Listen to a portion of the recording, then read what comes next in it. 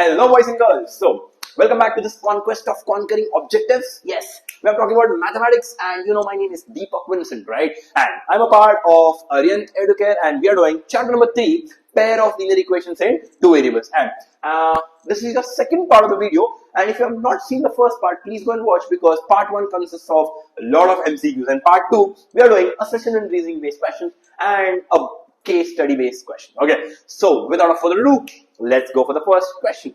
It's a very simple question. It says the value of p is equal to plus or minus 3 if x is equal to 4 and y is equal to 2 is the solution of the line 3x plus 2y minus p square plus 1 is equal to 0. It's a linear equation in two variable with one more unknown value given. Okay, it doesn't matter. The reason says the solution of the line will satisfy the equation of the line, which seems true. Anyway, let's look at the assertion. You know the reasons, options. Let's have a board for me to calculate certain things. Value of p. Now, you know that if x and y is a solution, then definitely it should satisfy the equation. When I say satisfy the equation, when you substitute those numbers instead of the variables, LHS and RHS should be equal. So I'm talking about the equation. What is the equation? It is 3x plus 2y minus p square plus 1 is equal to 0. Question says x का बदले 4 डालो and y के बदले 2. Let's put it.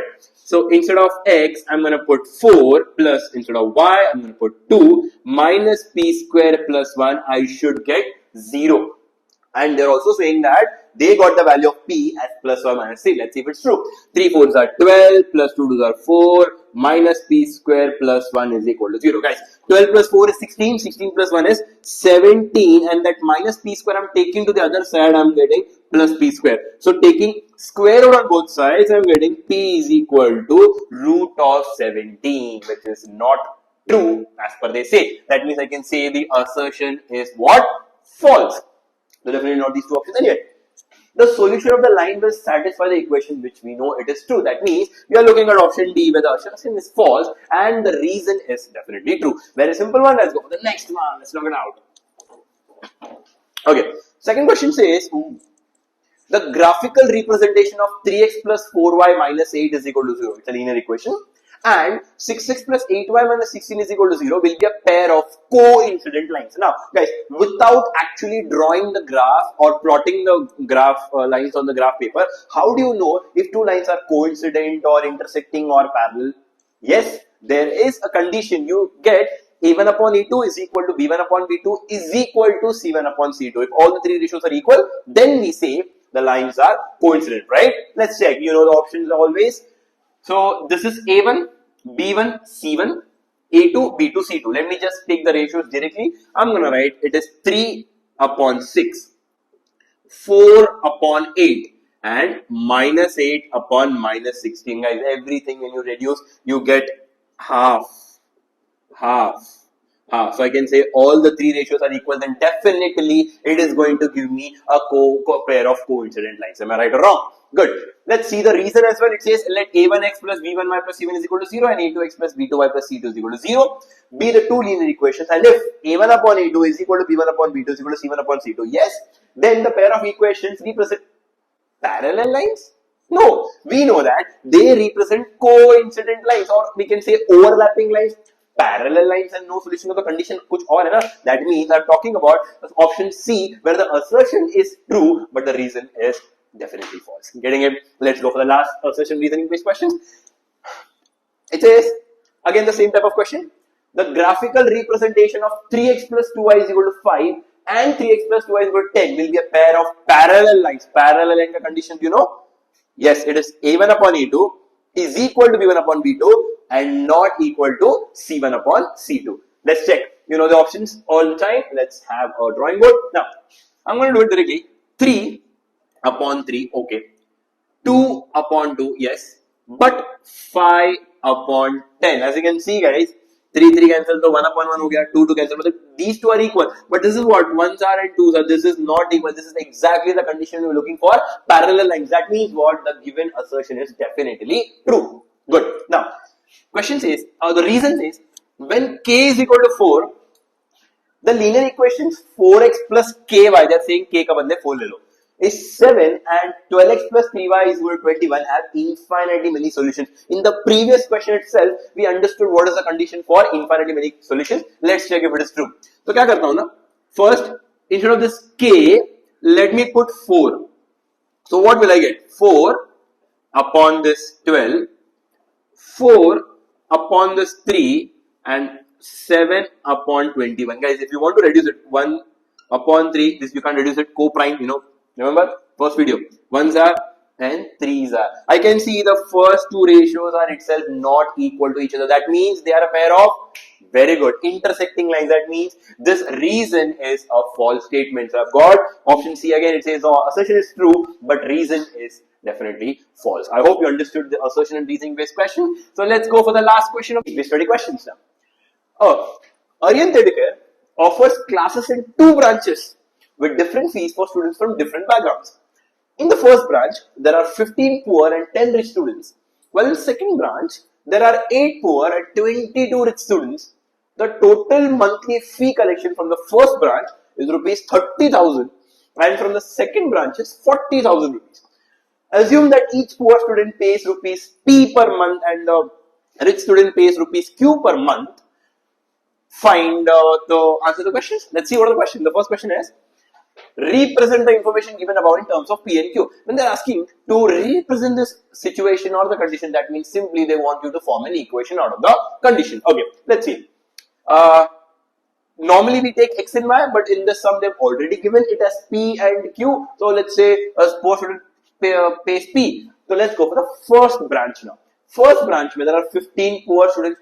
If one poor student is going to pay P rupees, so 15 students will pay 15 P rupees, right? And if one rich student is going to pay Q rupees, so 10 rich students are going to pay 10 Q rupees and the total collection is given as 30,000. Let me divide it with 5. Good. So I'll get 3P plus 2Q is equal to 6,000. This is my first equation for the first branch. Let's go for the second branch now. Second branch says, while in second branch there are 8 poor students, that means I'm going to get 8P and 22 rich students, that means 22 Q rupees from those students, and the total monthly, total means addition, is going to be how much? 40,000 rupees. Okay, let's reduce it and divide by 2 because since they are even numbers. So I'm getting 4P plus 11Q is equal to 20,000, equation number 2. So this is the answer for the first question. You get 1 mark for this. Let's go for the second question. It says, find the monthly fee paid by a poor child. What monthly fee is a poor child paying? Good. P. That means I need to get the value of P. So we'll have to solve these two equations. These two equations, guys, 3P and 4P. Okay. So what I'm going to do is I'm going to multiply these two by, I would say, 4 and 3 because the LCM is 12. So multiplying the first equation by 4 and the second equation by 3. 3P into 4 giving us 12P. 2Q into 4 is 8Q and 6,000 into 4 is going to give us 24,000. Right? Next. 4P into 3 is 12P. 11 into 3 will give me 33Q and 20,000 into 3 is going to give me 60,000. Okay. Since the signs are same, I am going to subtract. So when you subtract, change the signs of the second terms. 12P minus 12P gets cancelled. 8Q minus 33Q will give me minus 25Q is equal to 24,000 minus 60,000 gives me minus 36,000. Okay. Now, minus gets cancelled. I am going to get Q is equal to 36,000 upon 25. Let me write it here because the calculations are going to be difficult. So I'm getting Q is equal to 36,000 upon 25. Very simple calculation. Let's go for 5 ka table. 5 5s are 25 and now 5 7s are 35. 1 carry over. So 10 ho jayega. So 5 2s are 10 and just add 2 more zeros. That's it. Getting the point. Next, 5 1s are 5 and 5 1s are 5 again. The remainder is 2 to 22. 5 4s are 20 and then again one more 2 is there, that becomes 20. where 4s are and 1. That means what? Q is equal to 1440. That means what? The rich child pays rupees 1440. But question though, yeah, they want us to find out poor child. Let's substitute in any one of the equations to get the value of P. So 3P as it is plus 2 into Q ke badle I've got 1440 is equal to what? 6000. Right? Now 3P as it is, 2 into 1440 is what? Double. So 2880 is equal to 6000. Now 3P is equal to 6000 minus 2880. Now 120 gives you 3000, 3000 and 120 I've got 3P. P is equal to divide 3000 by 3, you get 1000 and then 120 by 3 you get 40. So 1040. So that is the answer for your I would say second question, that the monthly fee paid by a poor child is rupees 1040 rupees. Getting it?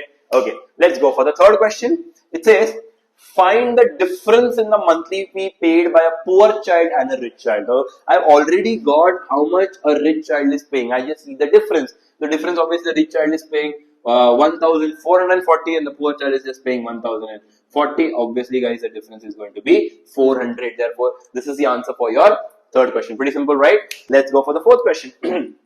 Fourth question is, I don't think I need all this now. If there are 16 poor and 18 rich children in the second branch, what is the total monthly collection of fees of the second branch? Okay, now you understand, 16 poor matlab 16P and 18 rich matlab 18Q. I need the total of this. See how much are they gonna pay. I already have the value of P. P is what? 1040. So 16 into 1040 plus 18 into Q is what? 1440. I need the multiplication of this. So let's try to multiply. If you can do it faster, it's great. But I'm going to do it right now. 1040 into 16, right? 6 zeros are 0, 6 fours are 24, 6 zeros are 0 plus 2, 6 ones are 6. 1 0 0 into 1 is 0, 4, 0 and 1. So you got 0, 4, 6, 6, 1. So the poor child might be paying 16,640. Let's go for this rich children ka fees.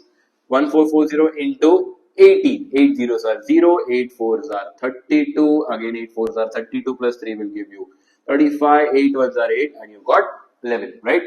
0 here, multiply by 1, very simple. Pehle ek 0 aa jayega, then you've got 4, 4 and 1. 0, 2, 9, 5, 2. So you're getting 25,920. Now what do you need to do? Simply add these two things. So 25,920 plus 16,640. Let's add 0, 6, 15, 12 and that's it. So you're getting 42,560. So the total collection of that branch will be 42,560. This might come for 2 marks. Okay. So I hope again you enjoyed this session where we dealt with social reasoning and some case-based study questions. So to challenge yourself and your friends, I've got some more questions for you all.